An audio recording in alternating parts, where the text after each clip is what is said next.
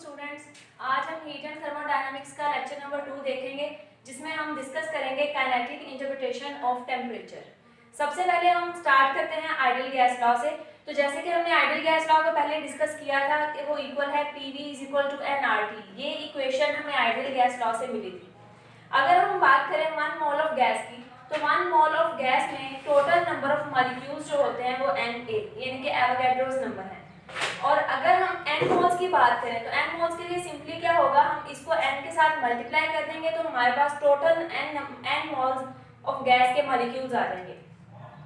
अब अगर हम n मोल ऑफ गैस की बात करें कि अगर हमने कहा कि उसमें मॉलिक्यूल्स n into Na हैं, तो इसको हम सिंपली एक कांस्टेंट के तौर पे n भी लिख सकते हैं। इसको इक्वेशन नंबर 1 कहेंगे, ये होगी इक्वेशन नंबर 2। अगर हम इन दोनों इक्वेशंस को कंपेयर करते हैं तो हमारे पास जो रिलेशन आएगा वो है n is equal to n into Na। अब ये जो n है, अगर हम स्मॉल n की वैल्यू यहाँ से लें तो ये हो जाएगी n ओवर Na। अब ये इक्वेशन बनाने का मकसद ये था कि हम इसको आइडियल गैस लॉ में n की जगह पे प्लेस कर सकें। तो यहाँ पे जब हम n की वैल्यू पुट करेंगे तो जो फाइनल हमारे पास एक्सप्रेशन बनेगा वो इक्वल होगा PV is equal to NKT। अब ये K कहाँ से आया, हमने लास्ट लेक्चर में डिस्कस किया था कि जो बोल्ट्जमैन कांस्टेंट है K, वो हमारे पास इक्वल होता है R ओवर Na के, और इसकी जो वैल्यू आती है वो हमेशा कांस्टेंट होगी, that is 1.38 into 10 raised to power minus 23 joule पर केल्विन।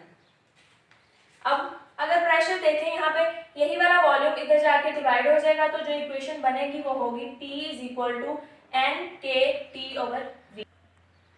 अब अगर हम प्रेशर की बात करें तो हमने ये जो पिछला आर्टिकल देखा काइनेटिक इंटरप्रिटेशन ऑफ प्रेशर के तौर पे जो था, उसमें हमने ये देखा था कि प्रेशर इक्वल था 2/3 N over L cube into kinetic energy. और वो जो L क्यूब था ये बेसिकली वॉल्यूम ही था, क्योंकि जब हमने क्यूब की बात की तो क्यूब की हर एक लेंथ जो है वो L के इक्वल थी, तो तीनों length into width into height जो है वो L क्यूब हो जाएगा। यहाँ पे हम सिंपली V भी पुट कर सकते हैं। तो ये एक्सप्रेशन और कुछ नहीं बल्कि वही है जो हमने लास्ट टाइम प्रेशर वाले आर्टिकल में डिस्कस किया था। ये इक्वेशन नंबर 4 है और वो इक्वेशन नंबर 3, दोनों जो हैं वो प्रेशर के लिए ही इक्वेशंस हैं, तो दोनों को हम यहाँ पे कंपेयर कर सकते हैं। अब अगर हम कंपेयर करेंगे तो कंपेयर करने से हमारे पास रिलेशन आ जाएगा NKT over V is equal to 2/3 N over V into average kinetic energy. अब क्योंकि यहाँ पे हम टेम्परेचर को डिस्कस कर रहे हैं, यानी हमने टेम्परेचर का रिलेशन देखना है काइनेटिक एनर्जी के साथ, जैसे हमने last time kinetic interpretation of pressure में प्रेशर का जो है वो रिलेशन देखा था काइनेटिक एनर्जी के साथ। अब अगर हम इक्वेशन नंबर 3 और इक्वेशन नंबर 4 को कंपेयर करें तो जो ये रिलेशन आएगा, इसमें से हमने टेम्परेचर की वैल्यू लेनी है। तो टेम्परेचर सिंपली n जो है वो इस n के साथ कैंसिल हो जाएगा और v इस v के साथ। बाकी जो हमारे पास बचेंगे पैरामीटर्स वो होंगे T इज इक्वल टू 2/3, यही वाला K इधर आके डिवाइड होगा और एवरेज काइनेटिक एनर्जी आ जाएगी। अब क्योंकि 2/3 तो ऑलरेडी कांस्टेंट वैल्यू है, ये हमें पता है, और K जो है ये भी बोल्ट्जमैन कांस्टेंट है, तो ओवरऑल ये टर्म कांस्टेंट होने की वजह से हम यहाँ पे लिख सकते हैं कि टेम्परेचर जो है वो डायरेक्टली प्रोपोर्शनल है एवरेज काइनेटिक एनर्जी। इसका मतलब है कि टेम्परेचर जैसे जैसे हम इंक्रीज करेंगे, आइडियल गैस जो है उसके मॉलिक्यूल्स की kinetic energy, average translational kinetic energy भी इंक्रीज होती जाएगी। अब देखेंगे हम ट्रांसलेशनल काइनेटिक एनर्जी। पहले जो हमने रिलेशन डिस्कस किया था काइनेटिक एनर्जी और टेम्परेचर के दरमियान, उसमें हमने ये इक्वेशन देखी थी कि एवरेज काइनेटिक एनर्जी इक्वल आ रही थी 3kT ओवर 2k। अगर हम इसको इक्वेशन नंबर 5 का नाम दें तो जो इसको अगर हम ट्रांसलेशनल काइनेटिक एनर्जी कहते हैं तो बाकी इक्वेशन ये होगी 3/2kT। अब जब हम बात करते हैं 1 मॉलिक्यूल की, मतलब अगर हमने आइडियल गैस ली हुई है और उसके हमने एक मॉलिक्यूल की बात की है कि उसके एक मॉलिक्यूल का मास क्या है, उसको हम स्मॉल m कह देते हैं। और हम ये जानते हैं कि जब भी हम 1 मोल की बात करते हैं, 1 मोल ऑफ गैस की, तो उसमें हमेशा Na मॉलिक्यूल्स मौजूद होते हैं, जिनके मास को हम लेट कर लेते हैं कि वो कैपिटल M के इक्वल है। अब अगर हम यहाँ से हम 1 मॉलिक्यूल की बात करें, क्योंकि ये क्या था, Na मॉलिक्यूल्स का जो मास था उसको हमने कैपिटल M कहा था। अगर यहाँ से हम 1 मॉलिक्यूल का मास निकालते हैं तो यही वाला जो Na है इधर जाकर जस्ट डिवाइड हो जाएगा, तो ये जो हमारे पास इक्वेशन बनेगी इसको हम इक्वेशन 7 कह देते हैं। अब ये इक्वेशन 6 और ये इक्वेशन 7 दोनों को हम कंपेयर करते हैं, क्योंकि दोनों में 1 मॉलिक्यूल ऑफ गैस की जो मास है उसी की बात की गई है। दोनों को कंपेयर करेंगे तो ये m इक्वल आ जाएगा कैपिटल M ओवर Na। इसी को हम पुट कर देते हैं इक्वेशन नंबर 5 में, जहाँ पे ट्रांसलेशनल काइनेटिक एनर्जी में यहाँ पे m मौजूद है। यहाँ पे हम m ओवर Na अगर प्लेस करें तो हमारे पास जो इक्वेशन आएगी वो ये होगी। अब इसी इक्वेशन को रीअरेंज करते हैं। ये कैपिटल M तो इधर आ जाएगा, लेकिन ये एवोगैड्रोस नंबर Na जो है ये इधर जाके मल्टीप्लाई हो जाएगा। और हम ये जानते हैं कि Na इंटू के दैट इज बोल्ट्जमैन कांस्टेंट के जो है, इनको जब हम मल्टीप्लाई करते हैं तो हमारे पास जो कांस्टेंट आता है वो जनरल गैस कांस्टेंट R है, जिसको हमने प्रीवियस लेक्चर में भी डिस्कस किया था।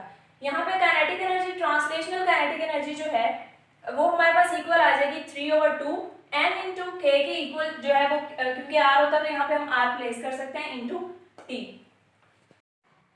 रूट मीन स्क्वायर स्पीड अगर हमने फाइंड करनी हो तो हम प्रेशर से स्टार्ट लेंगे। ये जो रिलेशन है प्रेशर और डेंसिटी के दरमियान, ये भी हमने प्रीवियस लेक्चर में डिस्कस किया था, ये वहीं से हमने इक्वेशन ली है।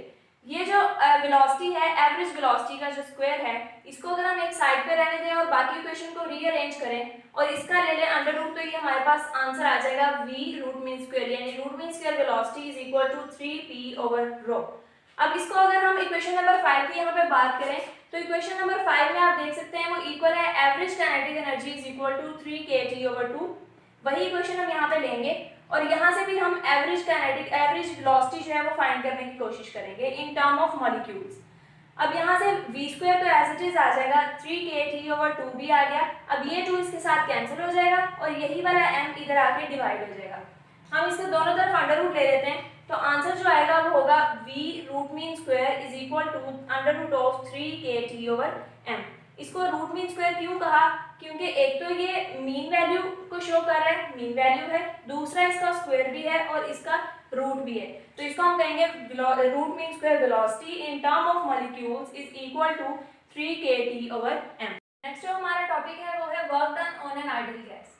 अब हम देखेंगे कि कोई भी आइडियल गैस जो हमने सिलेंडर में इनक्लोज की हुई है उस पर कितना वर्क डन होगा। उसके लिए सबसे पहले हम इसकी डेफिनेशन से स्टार्ट करते हैं। वर्क डन की जो डेफिनेशन है, वर्क डन की जो डेफिनेशन है उसके अकॉर्डिंग फोर्स और डिस्प्लेसमेंट का जो डॉट प्रोडक्ट है वो हमें वर्क डन देता है। अब अगर हम यहाँ पे देखें जो हमने सिलेंडर लिए हुए हैं, इस सिलेंडर में जो गैस आइडियल गैस मौजूद है उसका प्रेशर जो है वो PI है और उस टाइम पे उसका जो वॉल्यूम जो उन्होंने ऑक्यूपाई किया है गैस मॉलिक्यूल्स ने वो है VI। इसके बाद अगर हम इसको एक्सपेंड होने दें, यानी इसके ऊपर से वेट उठा दें, तो ये ऐसा ऐसा एक्सपेंशन होना शुरू हो जाएगी और ये डिस्प्लेसमेंट dx कवर करेगा। इस टाइम पे अब जो इसका न्यू प्रेशर और वॉल्यूम होगा वो PF एंड VF हो जाएगा। नेक्स्ट जो हमें देखना है नेट वर्क डन, तो नेट वर्क डन जो है वो इक्वल होता है इंटीग्रल ऑफ dW, यानी अगर हमने W लेना है नेट वर्क डन तो वो जस्ट सिंपली हम इसी का इंटीग्रल ले लेंगे। जब इसकी इंटीग्रेशन करते हैं हम तो सिंपली dW की जगह पे F.dx प्लेस करेंगे और यहाँ पे आप गौर करें तो जो हम देख रहे हैं कि पिस्टन जो फोर्स लगा रहा है इसके ऊपर आइडियल गैस पे वो डाउनवर्ड डायरेक्शन में है और उसी टाइम पे जो ये जो आइडियल गैस है ये जितना डिस्प्लेसमेंट कवर करके ऊपर की तरफ जा रही है वो उसका dx है। क्योंकि अब डिस्प्लेसमेंट अपवर्ड डायरेक्शन में है, फोर्स डाउनवर्ड डायरेक्शन में है, तो इन दोनों के दरमियान में इंड्यूस होने वाला जो एंगल है वो 180 का है। जब भी डॉट प्रोडक्ट खत्म करते हैं तो वहां पे हम cos थीटा इंड्यूस करवाते हैं, F इंटू dx तो एज इट इज आ जाएगा और यहाँ पे डॉट को खत्म करके cos थीटा इंड्यूस करवाएंगे और थीटा की जगह पे हम 180 प्लेस कर देंगे जो हमारे पास एंगल बन रहा था फोर्स और डिस्प्लेसमेंट के दरमियान। cos 180 -1 के इक्वल होता है तो वर्क डन आ जाएगा minus integral of F into dx। अब अगर हम बात करें प्रेशर की, तो प्रेशर की डेफिनेशन है force per unit area is pressure. तो यहाँ से हम फोर्स अगर हम फाइंड आउट करें तो F जो है वो इक्वल आ जाएगा P इंटू A के। यही वाला जो एक्सप्रेशन है इसको हम पुट कर देते हैं यहाँ पे फोर्स की जगह पे, तो हमारे पास वर्क डन आ जाएगा integral minus integral of P A into dx। लेकिन यहाँ पे आप देखें कि A जो है वो तो हमें पता है कि एरिया होगा और dx वो स्मॉल डिस्प्लेसमेंट है जो गैस ने कवर किया जब हमने उसके ऊपर प्रेशर को चेंज किया। तो इस टाइम पे देखें एरिया और इसके साथ कोई भी डिस्प्लेसमेंट जो है वो हमें देता है वॉल्यूम, तो A इंटू dx जो है वो हमें dv यानी कि जो स्मॉलेस्ट वॉल्यूम का जो चेंज आया है वो हमें यहाँ पे दे देगा। तो वर्क डन इक्वल हो जाएगा minus integral of P into dv। Next है non conservation of pressure force. अब ये नॉन कंजर्वेशन क्या है ये हम बाद में डिस्कस करेंगे, पहले हम ये देख लेते हैं, इस डायग्राम को डिस्कस करते हैं और ये आर्टिकल और लास्ट में हमें ये क्लियर हो जाएगा कि नॉन कंजर्वेशन क्या है। सबसे पहले हमने ग्राफ ड्रॉ किया हुआ है प्रेशर और वॉल्यूम के दरमियान। प्रेशर को हमने एक्स एक्सिस, प्रेशर को हम वाई एक्सिस पे ले लेंगे और वॉल्यूम जो है वो उसका एक्स एक्सिस पे आ जाएगा। अब अगर हम इस डी पॉइंट का दो पाथ हैं जिसको हम कवर करके इस पॉइंट तक पहुंच सकते हैं। पहला तो है कि पहले ए से बी तक जाएं और बी से डी तक आ जाएं, और दूसरा पाथ है ए से सी तक जाएं और सी से डी तक चले जाएं। तो पहले हम फर्स्ट पाथ जो जब हम कवर कर रहे होंगे यानी ए बी डी, इसके दौरान होने वाला वर्क डन देख लेते हैं। वो वर्क डन जो है उसको हमने W1 का नाम दे दिया, तो वो दो पार्ट्स में स्प्लिट हो चुका है, यानी पहले हमें ए से बी तक जाना पड़ेगा, तो वर्क डन जब हम ए से बी तक मूव करेंगे वो होगा W of A to B, और सेकेंडली जब हम जाएंगे बी से डी तक तो ये वर्क डन जो है वो बी से डी वाला जो हम सेपरेट ले लेंगे।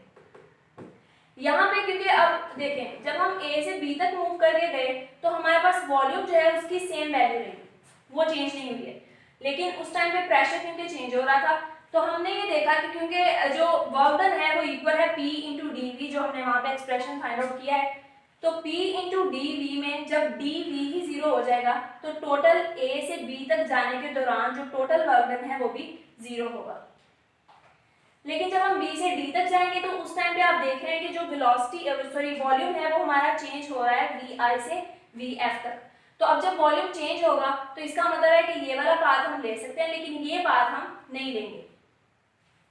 इसके दौरान भी अब आप देखें यहाँ पे माइनस साइन क्यों लगा है, जब हम यहाँ से यहाँ तक मूव करके जा रहे हैं बी से डी तक जाते हुए हमने जो लिया है टोटल वर्क डन वो वहाँ पे क्योंकि minus integral of P into D V था, तो यहाँ पे हमने प्लस की जगह पे माइनस साइन इंड्यूस करवा दिया, और जो इंटीग्रल जो हमारी लिमिट्स लगेंगी वो फर्स्ट इनिशियल वॉल्यूम से लेके फाइनल वॉल्यूम तक की होंगी।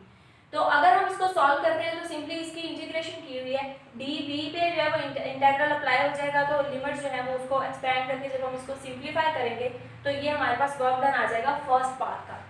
अब इसी तरह अगर हम सेकंड पार्ट की बात करें जो है ए सी डी, इस पार्ट पे जाते हुए सबसे पहले हमें ए से सी तक मूव करके जाना पड़ेगा और फिर सी से डी तक।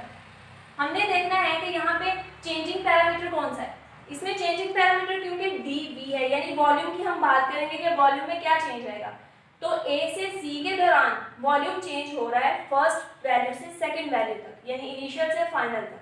इसका मतलब है हम ये वाले पोर्शन पे तो वर्क डन अप्लाई कर सकते हैं minus P into D V जो हमने वहाँ पे फाइंड आउट किया था, लेकिन जैसे हमने ए से बी के दौरान हमने वर्क डन को 0 लिया था क्योंकि यहाँ पे वॉल्यूम चेंज नहीं हो रहा था, वो कांस्टेंट रह रहा था।